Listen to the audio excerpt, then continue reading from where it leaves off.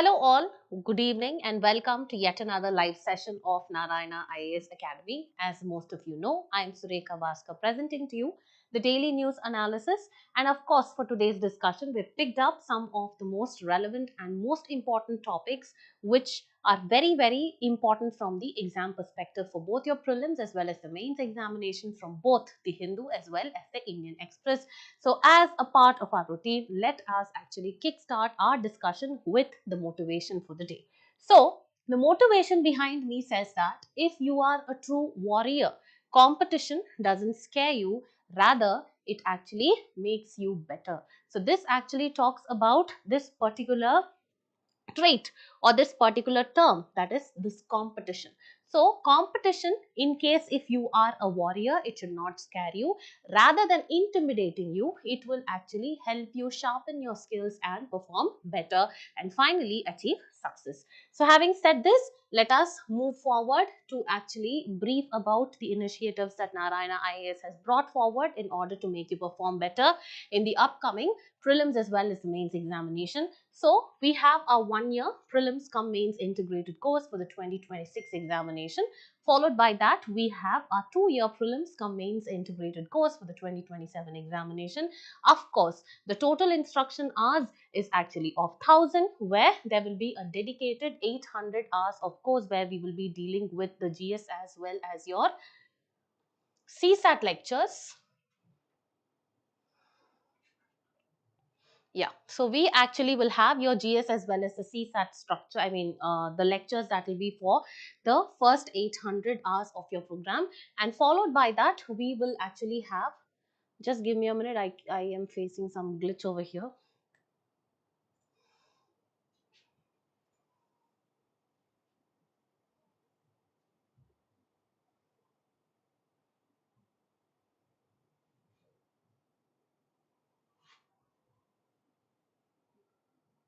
Why is it like this?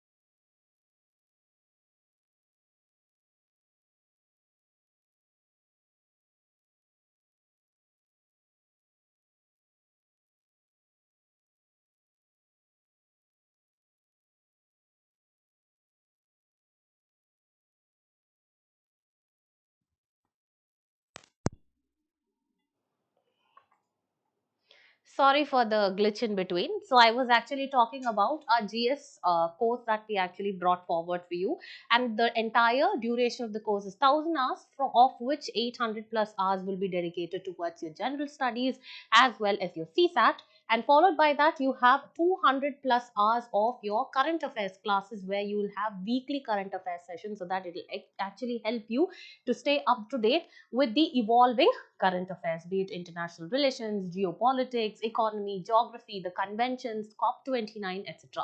Moving forward, we also are providing you as a part of the schedule the strategic micro schedule, which is a detailed study plan that will be focusing on your day-to-day targets that you need to complete, so that you are actually channelized, or you are moving in the right path towards your examination amidst the huge syllabus that the UPSC examination gives you. Moving forward, we also have our expert faculty who are all experienced educators in different domains, and they have in fact appeared for the interview stage of the UPSC CSE examination. And also, how do we evaluate your performance? It is based on your regular tests as well as your feedback, that we actually give a personalized feedback based on your performance, where you can actually introspect and self-analyze as well how you have actually performed in the previous test and how you are actually performing in the consequent or the subsequent tests. Okay, moving forward, now we'll actually look at the topics that we've actually picked up for today's discussion.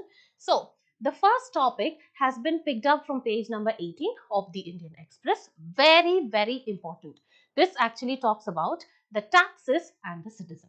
Extremely beautifully written and a well authored article. Okay, so this actually talks about what is the general perception with regards to India's taxation regime. See, recently there was a lot of trolls that was actually going online, right? With respect to the GST that was levied on popcorn, especially caramelized popcorn, from which we actually saw that the indirect taxes as well as the direct taxes, the corporate taxes and the income taxes were actually huge. But this has been the perception, that is the larger perception. However, the author actually challenges those perception and actually gives us a real picture. So this article will help us understand what is the kind of taxes that are actually levied on the people of India, and also gives us a comparative analysis on where India actually stands, okay, with respect to the taxes. And with respect to taxes, where India stands with respect to that of, or in comparison with the other countries like US, China, that is both the developing as well as the developed economies across the globe. And now this will actually be a mains article. So moving forward, the second article has been picked up from page number 12 of the Hindu. SC relaxes conditions for the appointment of ad hoc judges to the high courts. So here what is more important is the prelims concept, okay. So you need to know what is the procedure for appointment of ad hoc judges both to the high court as well as the Supreme Court. So overall the topic of judiciary becomes very important for your examination. So this is actually going to be a prelims article. So moving forward, the third article, keep eye on the Capex ball. So this particular article has been picked up from page number 14 of the Indian Express, where we will actually be discussing about the concept of the capital expenditure. So what do you mean by capital expenditure? What are the types? Okay. So what do you mean by the capital expenditure, and what do you mean by the concept of revenue expenditure, and how this concept is actually linked to the gross capital formation. So here we'll actually talk about what is the GCFC. Okay, so here with this, this is also a prelims article. Moving forward, the fourth article, actually Shubhanshu Shukla to pilot NASA's Axiom 4 mission. So what do you mean by this Axiom 4 mission? Whether it is actually a collaboration of NASA with that of the ISRO, and why this mission is very important. Has there been any previous year question on that? We will actually discuss about it. And as a part of this, we will also be discussing about India's Gaganyaan mission. So again, this is going to be a prelim specific article. And finally, the last article for the day will be government plans to employ a targeted containment to stop leprosy transmission.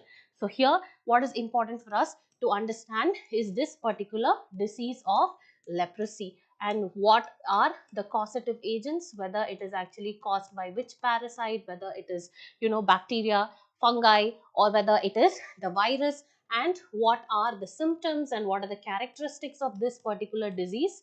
And we will see what is the global burden of this particular disease, what has been India's burden, and what has been WHO's criteria in order to declare a particular country this particular disease free. And also we'll be looking at India's initiatives in order to eradicate this particular disease of leprosy. So having said this, let's quickly move on to our discussion. That is the first article for the day, taxes and the citizen. So this particular article, as I told you, discusses about the perception that the general public or the larger public or the citizens of India actually had, that the government majorly earns, or the revenue of the government is majorly based on the taxation. Taxation, what kind of taxation it is?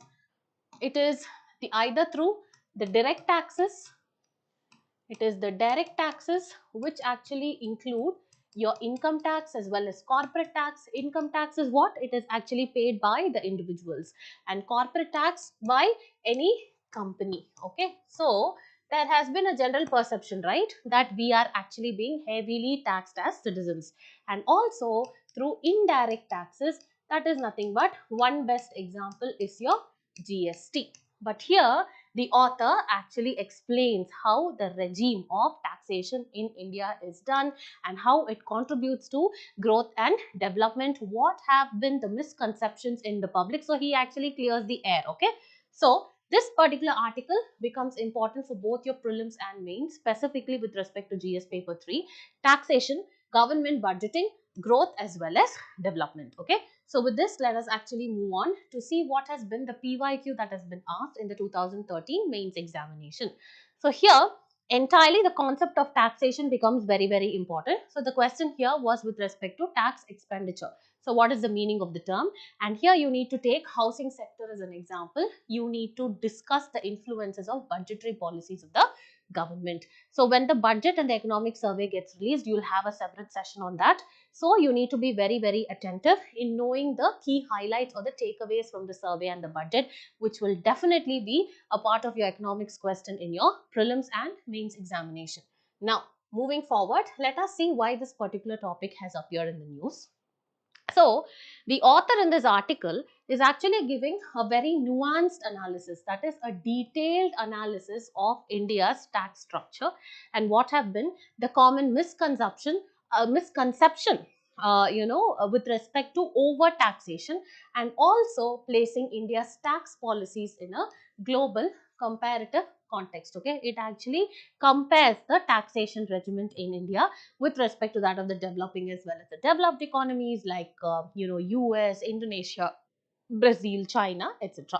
Now let us actually move forward and understand the introduction. So what is the general perception that we as public actually have? That is, we think that among the Indian, overall, there are actually few percentage of people who pay taxes, right? Specifically, you can see, the upper middle class, we actually pay taxes. So the general consumption of the Indian taxpayers is that we are all overburdened with the taxes. So first of all, what is tax? So if you are actually earning a particular amount of income, okay, so in that a percentage of amount is actually levied by the government as tax. Okay, so this is what is called as tax. But the argument here is that the author says that all that you guys have are subjective views and you don't have an objective analysis of the taxation structure, for which I am actually going to give you clarity. This is what the article says, and it addresses various misconceptions regarding the tax burden in India. So let's move forward and understand what is the major belief. So first belief is that always we believe that Indians are overtaxed. That is, in India, the highest tax burdens actually fall on its taxpayers. So India has the highest tax burden in the world, particularly, just a minute. Yeah, it says that in India, the burden of taxation is actually very, very high, particularly in terms of direct taxes. That is nothing but your income tax, okay, as well as your corporate tax. Income tax on individuals and corporate tax on the company. However, the author says that in India, the tax to GDP ratio is very, very lower compared to many other developed economies. What do you mean by tax to GDP ratio? What is the overall collection of tax that the government has as a revenue when compared to that of the overall GDP? What is the percentage? For example, government actually levies income tax as well as corporate tax on the individuals and the companies, and if the overall collected tax revenue is 100, when it is compared to that of the overall GDP, say if the GDP is 1000, so if you take a percentage of it into 100, what happens is that 10% will be your the tax to GDP ratio. Okay, so this is what it is. So when there is a belief that there is highest tax burden in the country, the author actually says that no, India's tax to GDP ratio is much lower when compared to that of the developed economies. Okay, so for example, in India, if it is 10%, if you see in US, it is actually 50%. In UK, it is actually 60%. So this is what the author is actually trying to say. Now moving forward, the second belief that we have is that we believe that if the government reduces the tax, whether it is the income tax or whether it is the corporate tax, then what happens? It is actually going to increase the amount of income that I'm going to have in my hand, and that is actually going to increase my spending, and that will further enhance or boost the economic growth is what the belief is. But the author actually says that already India has actually made significant tax cuts. Okay, so India has made tax cuts. Earlier it was actually 30%. Now it has actually become 20% only as of 2019. So what the author says is, while the tax reductions might actually stimulate spending, if you reduce the tax on the shorter run, I might actually have larger income in my hand. Okay, so but that is going to be only for a short term. But on a long term, what happens? It's actually going to reduce the amount of revenue that the government is having.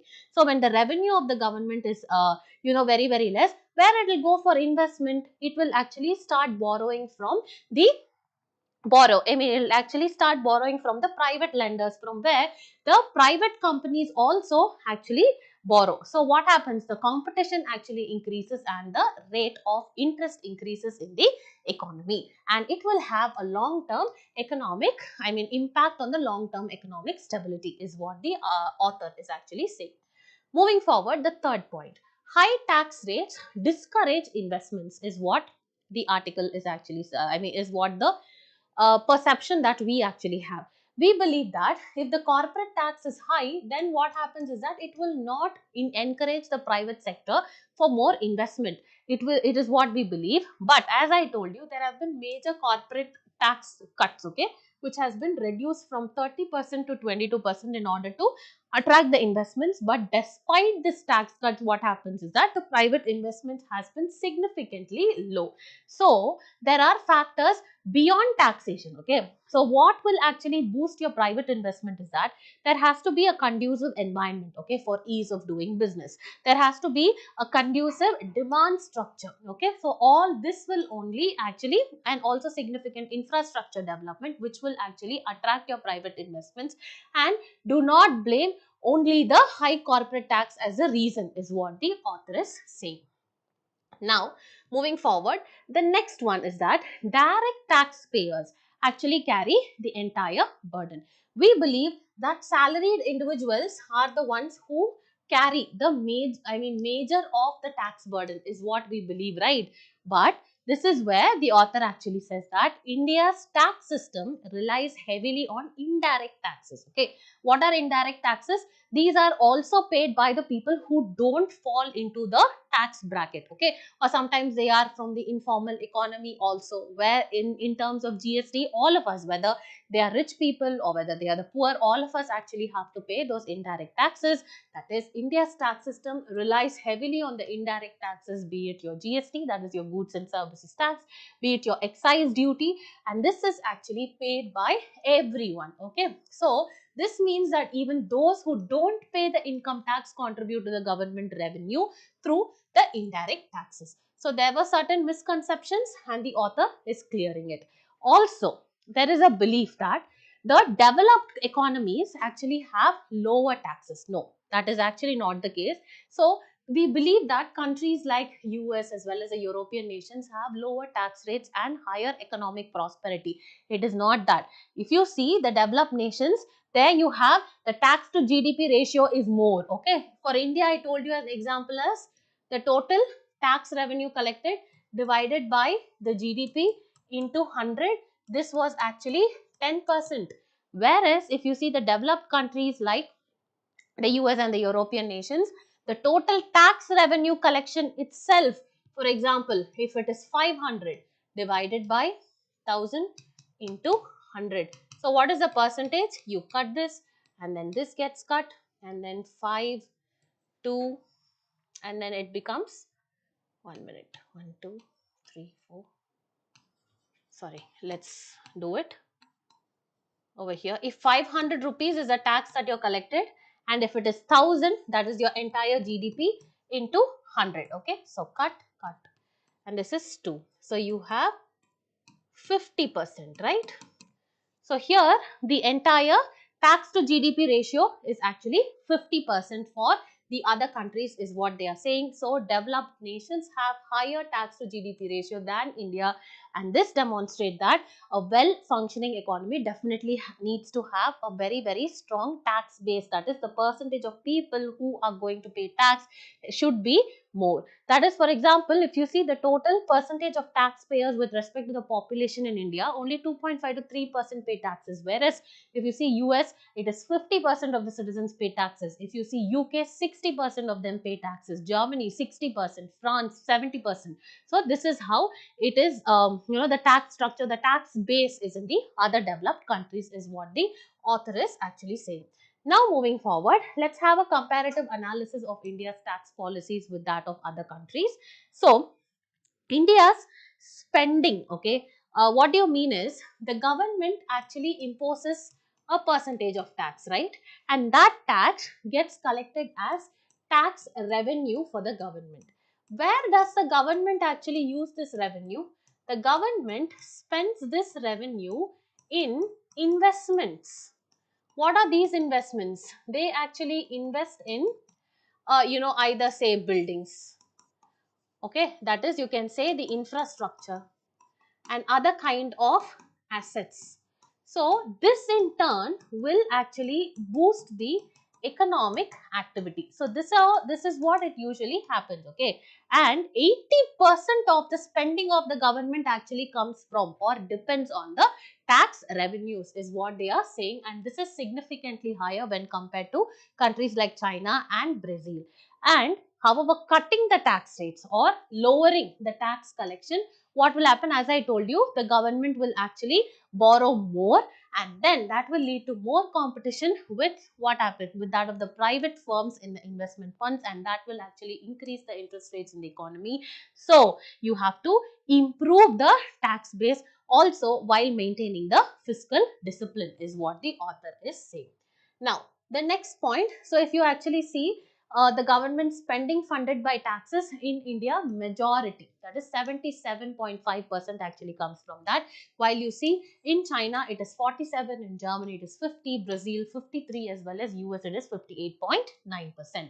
Now let's move forward to the next analysis. Number 2 is India's low tax to GDP ratio. We saw that, right? So in India it is actually below 20%.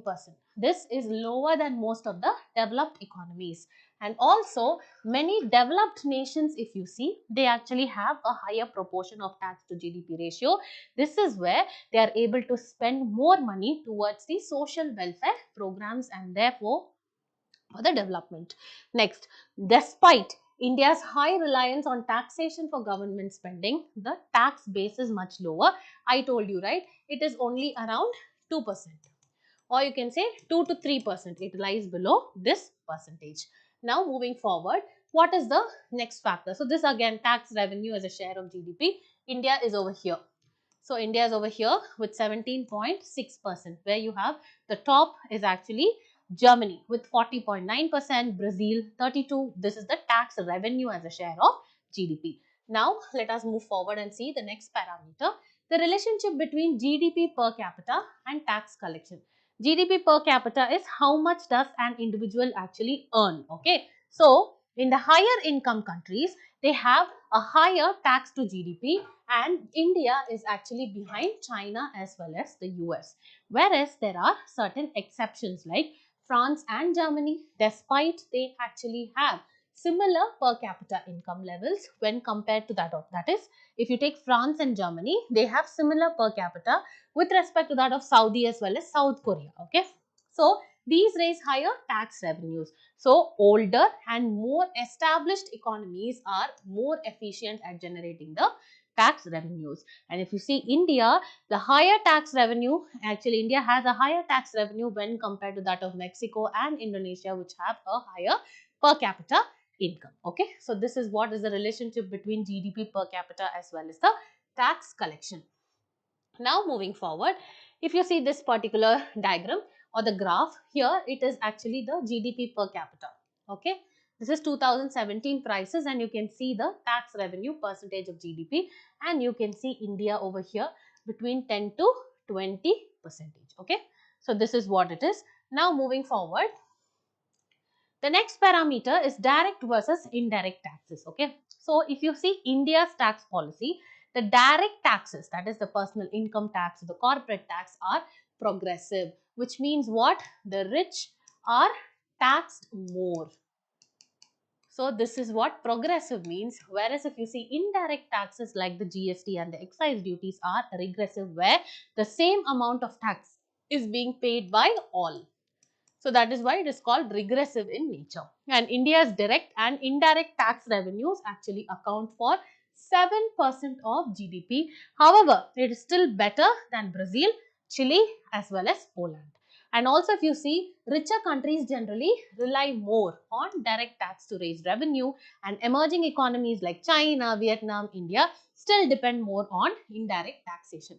So if you see, the tax on income versus tax on goods and services. So this is actually the tax on income, profits and capital gains, and this is your taxes on goods and services. And if you see India, it is over here. Okay, now let us actually move forward.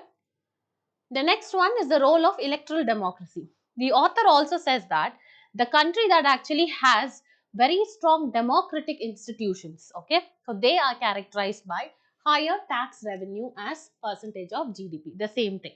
And India's electoral democracy ranking will actually improve its tax revenue collection, and this is also set to increase, okay. So this is what it is. And also China defies this trend, as it actually collects a higher proportion of tax revenue despite having a much lower electoral democracy. This is what the author says with respect to, or the correlation between having a strong democratic institution and how much tax revenue that a country is able to collect with respect to that of the percentage of GDP. So this is what it is. Here you can see this is the tax revenue percentage of GDP 0, 10, 20, 30, 40, and this is the electoral democracy index that is measured as 0, 0.2, etc. And where is India? We are here. Okay. So here we are done with this article. So what have we actually discussed in this article? So the author actually says that there have been certain misconceptions in your mind with respect to the taxation regime in India, and how we actually believe that the direct taxpayers are burdened more, and in India the taxation is actually more when compared to that of the developed countries, but that is not so. It depends on various other parameters. He actually talks about and describes how the tax to GDP ratio in India is actually less when compared to many of the developed countries. Also, it actually says, the author says that the major of the government spending comes from the tax collection of the government. If that is actually reduced, what happens? That does not ensure that the private sector will come and invest in your projects and other things.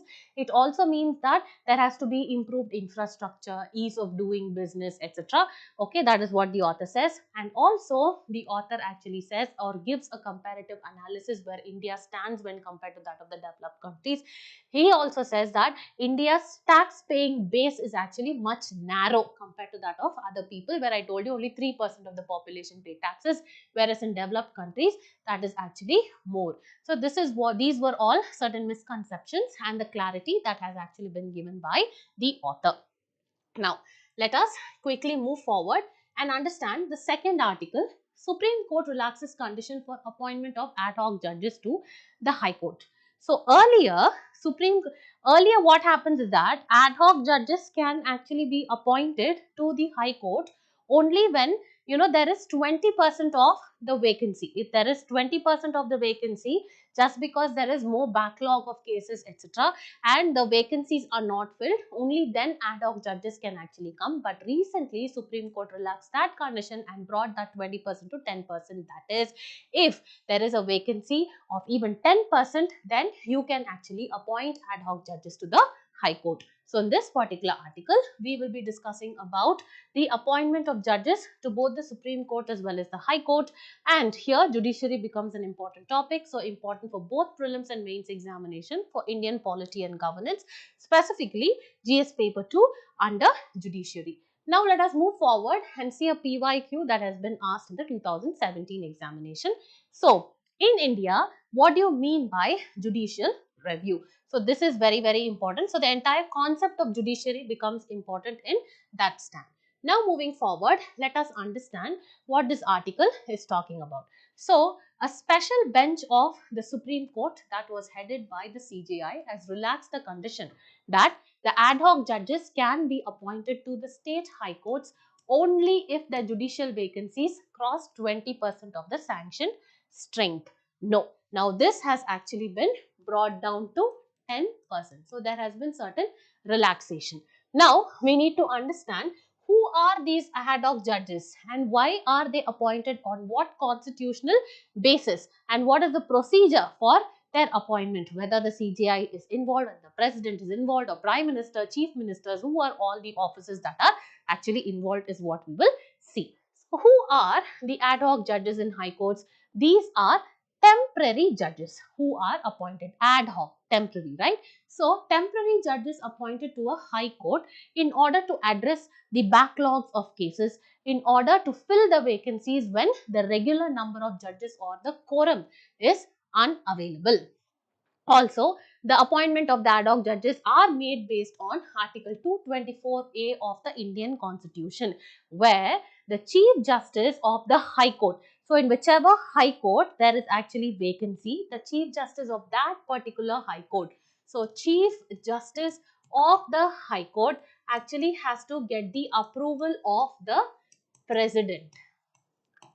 Okay, and whoever he is actually going to appoint as the ad hoc judge, that is the retired judge, his consent should also be taken. So, the Chief Justice of the High Court, with the President's approval and the consent of the retired judge to be appointed as the High Court judge on a temporary basis, he can appoint. So, this is what the article says.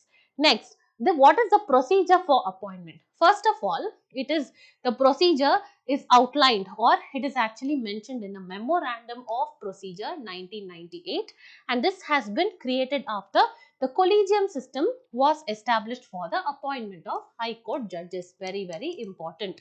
Now, once this particular retired judge has actually accepted that, okay, I am willing to be one of the ad hoc judges of your high court, what happens is that the Chief Justice of the High Court actually submits his or her name and the period in which he or she is going to serve to the Chief Minister. Okay, so that is actually given to the Chief Minister, and now the Chief Minister will forward this to the Union Law Minister, and this law minister actually after that consults the CJI, that is the Chief Justice of India, and forwarding this to the Prime Minister. Now, the Prime Minister will actually advise the President on whether to grant the approval or not, and this in 2021 in Lok Prahari versus Union of India case, the Supreme Court actually said, or it said that the recommendation process for appointing the retired judge must be approved by the collegium system. Okay, Supreme Court's collegium system. What is this collegium system? Here, the Chief Justice of India has to take into consideration or consultation the views of the two senior most judges of the Supreme Court. This is what the collegium system said, and also the Supreme Court in this particular case actually said that the recommendation process for appointing the retired judges must be approved by the Supreme Court collegium. Okay. So, having looked at this, let's move forward and see initiation and appointment process. So, it is initiated when the vacancy actually exceeds 20%. Okay. Now, it has brought down to 10% of the sanction strength, or when there is greater than 10% of the pending cases which are over 5 years old. When there are pending cases and it has exceeded more than 10% and these are older than 5 years, then there is an emergency to dispose of these cases, right? And also the regular judicial appointments should be called for before calling in for the appointments of the ad hoc judges. Now, what is the selection process we saw, right? The CJI, so not the CJI, the Chief Justice of each court must create a panel of retired or soon to retire judges for this particular appointment. Okay, now let's move forward. Now the tenure. The ad hoc judges will serve for a period of 2 to 3 years or 2 to 5 years, depending upon the backlog of the cases and the vacancies. So he or she will handle cases older than 5 years, and they are prohibited from any kind of legal work, even as advisory roles, arbitration, or representing clients. They should not do that when they are the judge or the ad hoc judge of the High Court. Now, enrollment and allowances is the same as the permanent judges of the High Court, but they do not get pension. So, it is excluding the pension. Now, moving forward, historical appointments, only 3 such ad hoc judges have been appointed under this particular article of 224A. That is Justice Suraj Bain of Madhya Pradesh High Court to hear election petitions, then Justice P. Venugopal, Madras High Court 1982, and finally Justice O.P. Srivastav. This is Allahabad High Court 2007, okay, for the Ayodhya title suit. And the Supreme Court had actually called this as a dormant provision, okay. That is what, immediately you cannot actually appoint a, ad hoc judge. However, you need to see if the vacancies of the actual strength are actually catered to. The regular appointments are made, and in case if the backlogs actually exceed more than 10%, then we call for the appointment of ad hoc judges. That is actually under Article 224A of the Constitution of India. In that case also, you need to know the Chief Justice of that particular High Court must actually get the consent of the president, okay, and then how he actually submits it to the chief minister, then to the law minister, how it goes to the prime minister, how the prime minister actually advises the president to approve it or not. All that we have actually seen. So this becomes very, very important. Having seen this, let's actually see the ad hoc judges of the Supreme Court, and this is under Article 127 of the Constitution. So when there is an insufficient quorum, that is number of judges are actually less, the CJI has the authority to appoint the High Court judge as an ad hoc judge of the Supreme Court for a temporary period. So this is Supreme Court, remember, okay. So this is made after consulting the Chief Justice of the concerned High Court. That is, see, there is a High Court and the High Court has a CJ, okay, that is the Chief Justice. In case in Supreme Court, what happens? Supreme Court has what? Has a CJI, that is Chief Justice of India, okay. In case the Supreme Court actually lacks the quorum, does not have sufficient number of judges, then what happens is that the Chief Justice of India actually has the authority in order to appoint the ad hoc judges. But now before that, he actually appoints the High Court judge only as an ad hoc judge. For that, he needs the consent of this person, that is the CJ of the High Court, okay. And this actually needs prior consent of the president. Next one, the appointed judge must meet the qualifications required for appointment as Supreme Court judge. That is how many years of practice, for how many years they should have been a judge, okay. All that you need to know, whether they have to be a distinguished jurist or not, it has to be there. And also they must prioritize attending the Supreme Court sessions over other duties, and they have the same jurisdictions, the powers, the privileges and responsibilities as a permanent judge of the Supreme Court. Now we are actually done with this particular topic. Now let us actually move to a next important and an interesting topic, that is keep eye on the Capex ball. Here we will be discussing about the capital expenditure, revenue expenditure, the gross fixed capital formation. Gross fixed capital formation, this becomes important for both your prelims as well as mains examination under government budgeting as well as economic growth. Now if you see, there has been a previous year question in the year 2022 with respect to when there has been an expenditure made by an organization or a company, which of the following statements is or are correct, okay. So you need to know what do you mean by expenditure, what do you mean by revenue, etc. So this article from the Indian Express, it actually highlights the capital expenditure, that is Capex, as a critical element in driving the economic growth, particularly with respect to infrastructure development. So what do you mean by all this? Capex, capital expenditure, revenue expenditure, infrastructure development. See, don't confuse. It's very, very simple. There is something called as capital expenditure, okay. So what do you mean by capital expenditure? It is all the expenditure or the amount of money that the government spends. Spends for what? In buying infrastructure. in creating the capital assets. Capital assets are nothing but infrastructure, okay? And then in buying machinery, in either it actually creates the assets, like focusing on infrastructure, buildings, machines, etc., or it actually gives this money in order to resolve its debts. Okay, so this is what is called capital expenditure. So all the money that is actually spent by the government in either creating assets or in resolving its debts is called capital expenditure. Also, there is a component called as revenue expenditure.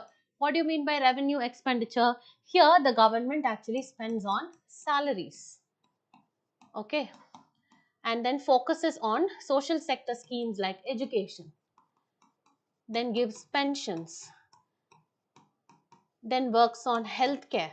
So all that is a part of revenue expenditure. So what is the amount of investment that is made by the government is called capital expenditure, and the total pool of capital assets that is actually created so that it's going to give a future profit for you is called gross capital formation.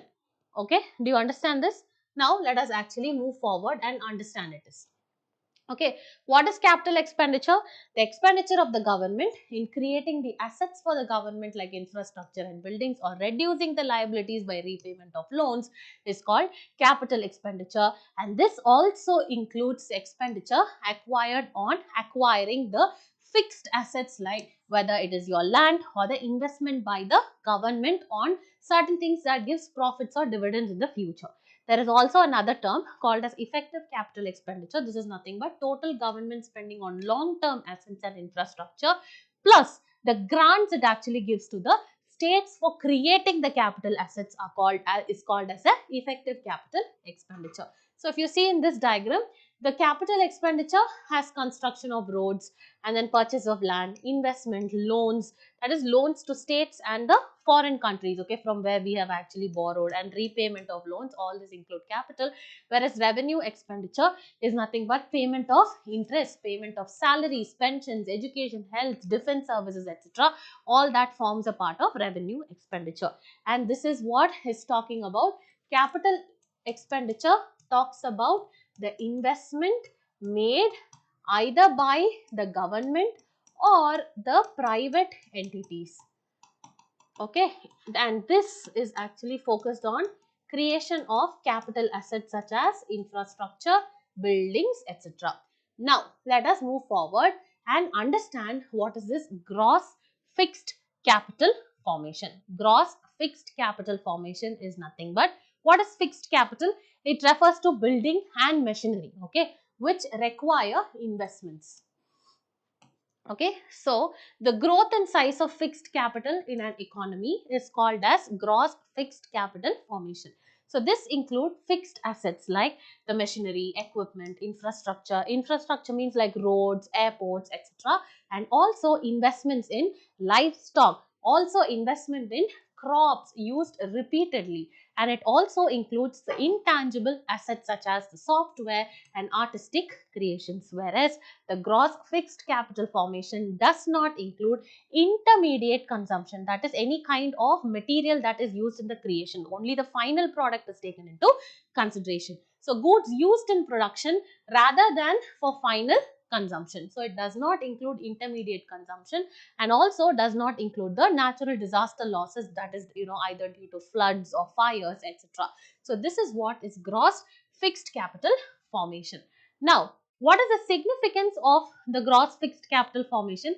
It's a growth multiplier. Okay, if you say that in an economy, if this particular fixed capital asset has actually increased, that means there will be more GDP growth and economic activity. So it is a multiplier and it is directly proportional. So when the fixed capital formation increases, the GDP also increases. Then the productivity. If this assets is actually more, that is fixed capital is actually more, then there will be better technology, improved productivity and higher standards of living. So productivity will be more, and also it is an indicator of the performance of private sector. Okay, so it actually roughly indicates how the private sector's willingness to invest in the economy. Only if you create more capital assets, there will be more investment by the private sector. I told you, right, it has to actually depend upon the conducive environment. Okay, like the government policies should be easy, the licensing should be easy, the granting of permissions should be easy, that is ease of doing business in an economy should be easy. So, and also infrastructure should be there. So only when all these are there, what happens, economic activity is actually boosted. Next one, promote self sufficiency. Investment in capital assets always helps a nation to become more self-sufficient on itself, and that will also help to create or concentrate more in research and development for further innovation. Okay, so this is what it is. Now moving forward, what have been the trends in this GFCF in India? Pre-liberalization. When did liberalization, that is opening up of India's economy, actually started? 1991, right? That is the LPG reforms, liberalization, privatization and globalization. So pre-liberalization, investment remained slightly above or below only 10% of the GDP until 1980s. If you see from the period of 1990s to the late 2010 period, what happened? It increased from this 10% to 27% by 2007 and 8. Okay, so this was actually driven by the economic reforms. Next one, post 2011-12 period, what happens is that the private investment began to decline. Okay, and this actually hit only 19.6% of the GDP in 2020-2021. In absolute terms, if you see, the GFCF, that is gross fixed capital formation, increased from 32.78 lakh crore in the year 2014 to around 54 crore in 2022-23. Okay, so this is just an estimate. And further, if you see current status as a percentage of GDP, this has been pegged at 34.1%, and this has actually just moved from 33% in 2023. So this is what is your gross fixed capital formation. Okay, so you can actually see the trends over here. It has been 25.6 over here, and then there can be a steep lowering, and then there is actually a higher increase to around 36%. That is, this gross fixed capital formation as percentage of GDP is what has been shown in this particular graph, that is the rising investment. Now moving forward, reasons for the decline is that there is a consumption driven growth in India, because even though we produce more, for example, you take tea, for example, you take milk or rice, okay, major of the production is being consumed in India. Okay, so that is why we say that India is a consumption driven economy. And next one, there are favorable government policies, that is, the policies are very uncertain. They actually have a lot of issues, like there are a lot of disputes, problem in licensing. That is why it actually decreases the investor confidence. Next one, the slow reforms are there, especially the land acquisition reforms, and again the licensing. All this actually have been there persistently in the last 2 decades in Indian economy, and that is why creation of gross fixed capital formation has been low. This is what is the reason for decline. Now moving forward, let's quickly see the fourth article, Axiom 4 mission, where one of the astronauts who have been selected for India's Gaganyaan mission, you know, right? India's Gaganyaan mission is what? The manned mission, sending human beings to space. Okay, so one of the astronauts who had actually been selected for that mission now will be leading this Axiom 4 mission of NASA. And now let us actually understand various terms, like what do you mean by this Axiom 4 mission, and what do you mean by the Gaganyaan mission, what do you mean by International Space Station, etc. Okay, now let's quickly discuss about what is this mission, the ISS, and this is actually important for both the current events of national and international, important for prelims as well as for mains, under achievements of Indians in science and technology. Okay, moving forward, there has been a previous year question on AstroSat. So all these launches and all these launch vehicles as well as missions of different countries, and especially India's missions like Mangalyaan, Chandrayaan, etc., become very, very important. Now moving forward, here we will see Group Captain Mr. Subhanshu Shukla. He is an Indian Air Force officer and one of the Gaganyaan astronauts, and he has actually been selected as the pilot for the upcoming Axiom mission 4. So now our duty is to understand what is this particular mission. Before that, what is Gaganyaan mission? It is a manned mission to space which aimed at sending Indian astronauts to space using indigenous technology. And before Gaganyaan, it seems that this person, that is the captain, will actually reach, that is this astronaut is actually going to reach the International Space Station via the Axiom 4 mission, and this is India's first astronaut in space since 40 years and the first ever Indian presence aboard the ISS, that is the International Space Station. What is International Space Station? International Space Station is a space research laboratory, okay, which is actually in space, rotating and rotating around the earth at a distance of 400 kilometers and rotates around 15 times the earth in a single day. So let us actually understand these concepts in better detail. So what is the Axiom mission? This is a series of private space flight mission. It is a private space flight mission. That is why it aims to commercialize, okay, that is privately also, apart from the government launches or the NASA launches, privately also individuals who are interested could actually go at a future date. So that is why these are series of private space flight missions to the ISS, International Space Station, operated by Axiom Space in collaboration with that of NASA, a US based commercial space agency, okay. And then it is actually designed, that is commercial space activities, it is designed for these purposes: commercial space activities, for scientific research, human space exploration, etc. And as I told you, operated by Axiom Space US. And then launch vehicle, the vehicle that will actually carry is SpaceX Falcon 9, and then spacecraft used is SpaceX Crew Dragon. The objective is to facilitate private space travel and research and commercial space development, okay, that is space tourism, etc. And also this actually demonstrates the feasibility of commercial space stations, that is this actually aims to replace the International Space Station, okay.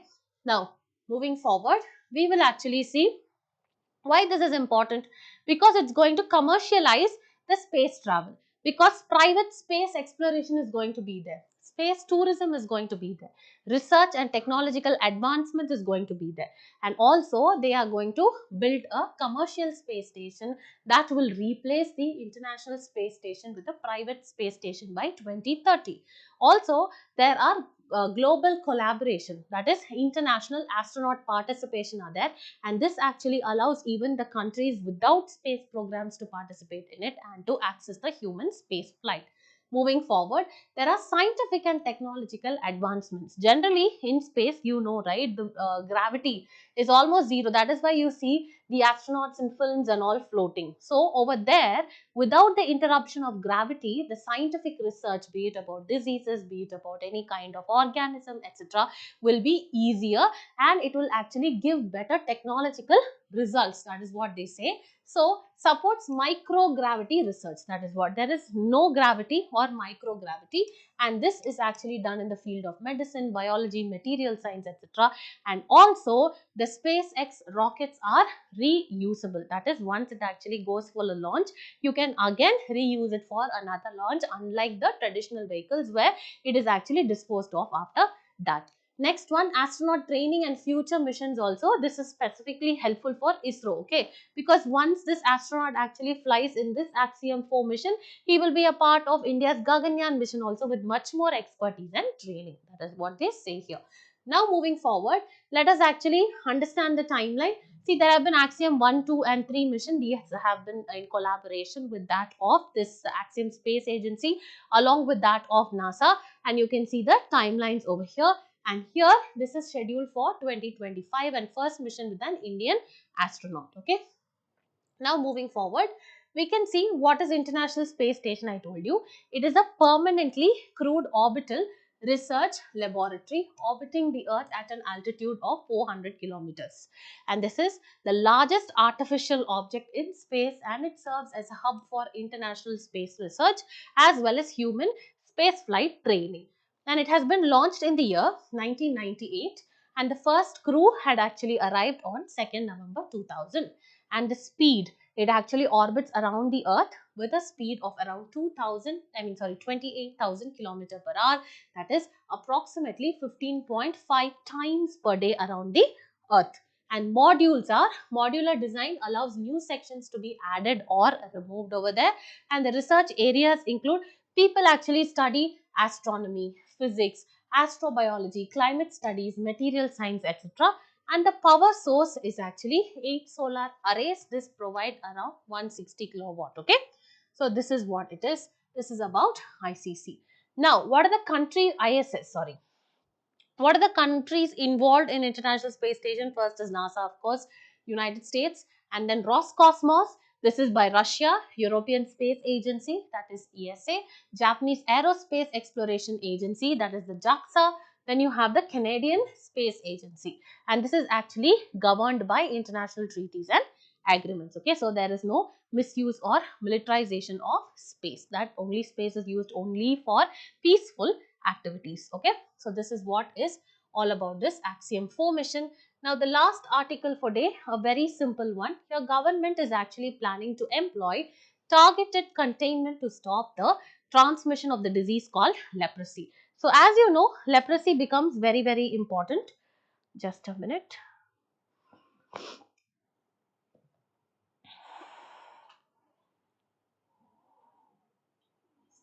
Okay, so leprosy actually becomes, very important for the examination. So here we will be discussing about leprosy containment in India, and this is important for both the prelims as well as the mains examination. Awareness in the field of IT, space, computers, robotics, etc., and biotechnology, and issues related to intellectual property rights. Okay, so there has been a previous year question on Zika virus disease. Similarly, all these viral diseases and the bacterial diseases become very important. Next one. The Union Health Ministry is actually adopting a targeted approach to contain leprosy after achieving the elimination status in 2005. Elimination status actually does not mean that the country has actually it has totally eradicated the disease. It actually means the disease, what to say, the amount, or you can say the number of people who are affected by this disease have actually come down so considerably that it actually does not cause a significant health concern. So that is why India received an elimination status by WHO for leprosy. Then this status is actually given when there is less than or equal to 1 case per 10,000 population. Now moving forward, let us quickly see about leprosy. This is a chronic infectious disease, and also it is called as a neglected tropical disease. What do you mean by neglected tropical disease? This is majorly a disease that affects the poor people living in the tropical areas where their health is actually not a focus, where they do not have enough funds to take care of sanitation and health. Okay, so it is a chronic disease caused by a bacterium, Mycobacterium leprae. This actually affects the skin, the peripheral nerves, mucosa of the upper respiratory tract as well as the eyes. And if this is untreated, it causes permanent disabilities also and disfigurement. And it spreads through prolonged close contact with untreated infected person, and this has been classified as a neglected tropical disease, which means those diseases that affect primarily the poor and the marginalized communities in the tropical areas receiving limited global attention and funding despite their significant health impact. Okay, so this is what is leprosy all about. Now moving forward, let's see the global scenario. It is reported in more than 120 countries with around 2 lakh new cases every year, and the highest number comes from Brazil, followed by India and Indonesia, each reporting over 10,000 cases annually. And there are 12 other countries also like Bangladesh, it has Nepal, Myanmar, Nigeria and Sri Lanka reporting around 1,000 to 10,000 cases annually. Now let us actually see the Indian scenario over here. India actually accounts for 53.6% of the world's new leprosy cases. And in 2014-15, there were 1,25,000, and that actually came down to almost half, that is 75,000, due to the government intervention program. And 5 major states in India, that include Bihar, Chhattisgarh, Jharkhand, Maharashtra and Odisha, have the highest prevalence of leprosy. So that government has come up with Indian initiatives such as the National Leprosy Eradication Program in order to detect and treat the cases accordingly. Next one is the NICOS 2.0. A web-based portal was launched in order to monitor and report the leprosy cases. And apart from this, we actually have the National Strategic Plan and the Roadmap for Leprosy from 2023 to 2027. This actually aims at zero transmission of leprosy by 2027, 3 years ahead of completing the target of Sustainable Development Goals, that is by 2030, right? And then a new drug regimen is introduced for the PB cases, that is paucibacillary cases, replacing the previous 2-drug regimen. Okay, so now they have actually moved to a 3-drug regimen. And also moving forward, the key highlights of this strategy is it focuses mainly on the 5 states I told you, right? Bihar, Chhattisgarh, Jharkhand, Maharashtra as well as Odisha. Followed by that, it focuses on early case detection and preventive treatment. Next, it actually focuses on the post-exposure. What is the treatment has to be given in order to stop or prevent the further spread. Next one, strengthen the surveillance through the portal, which is actually exclusively dedicated for reporting such cases. And finally, public awareness campaigns to remove the stigma as well as discrimination. Now moving forward, let's quickly solve a mains practice question. Critically analyze the misconceptions regarding India's tax burden and evaluate the challenges and opportunities in improving India's tax to GDP ratio. So here in the introduction, we will actually start with, yes, India's tax structure has been highly misunderstood, with perception over taxation of the Indians overshadowing the reality of low tax to GDP ratio. In the body, we will be discussing about what are the general misconceptions like over taxation, higher corporate tax, then high tax rates actually discourage the investments, all these things, and also the direct tax burden that we think actually falls on the salaried individuals. And there are also challenges and opportunities, which actually talks about India's narrowing tax base, which are a challenge, and expanding the base is very, very important. Okay, so this is what we'll talk in the body, and towards the end we will actually finish with the conclusion in necessitating the reforms in order to broaden the tax base and also improve the enforcement. Okay, and this will actually enhance tax efficiency and equity. So this is what is your approach answer for this particular question. Now we will solve the 3 prelims practice questions that would have been discussed yesterday by Akhil sir. So which of the following statements regarding the practice of triple talaq are related legal reforms is or are correct? So first statement, the Supreme Court in Shaira Banu versus Union of India declared triple talaq unconstitutional, ruling that it violated women's fundamental rights. Yes, this is correct. And the Muslim Women Marriage Act 2019 criminalizes triple talaq, yes, and provides for a maximum imprisonment of 5 years. No, this is actually 3 years. So this is wrong. And under the Muslim Women Act, complaints regarding the triple talaq can only be filed by the women affected. Usually when they ask only, it is a wrong statement. Okay, so over here it is not only by the women but also the close family associated can actually file a complaint. So since only first statement is correct, here your answer will be option A. Now moving on to the second question. Which of the following, now consider the following statements with reference to PM Surya Ghar Muft Bijli Yojana. It aims to provide free low-cost electricity to 1 crore households through rooftop solar installations by 2027. Yes, correct.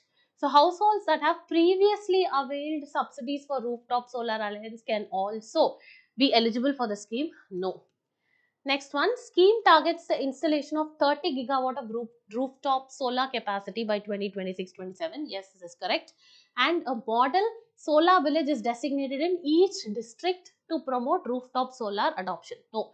This scheme actually talks about this model solar village, but in each district is not explicitly mentioned. Okay, they should actually satisfy certain criteria. So this is also wrong. So since statement 1 and 3 are correct here, your answer will be option A. Now moving forward, the third question, consider the following statements with respect to China's experimental advanced superconducting tokamak, that is EAST. So here it is a nuclear fusion research device located in Hefei, China. Yes, correct. This is correct. And it is designed to study the plasma confinement and stability for future commercial fusion reactors. This is also correct. So since both the statements are correct, here your answer will be option C.